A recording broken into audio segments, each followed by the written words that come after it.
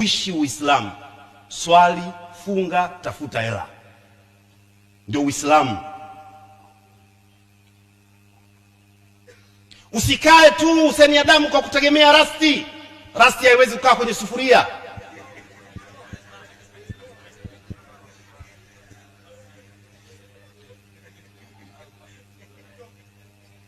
Akina Ustadhi Muhammad Hamisi kila madrasa wamo, kwa sababu hatuna shughuli ya kufanya. Ukipewa buku mbili, kesho nakuja kuimba kwenu.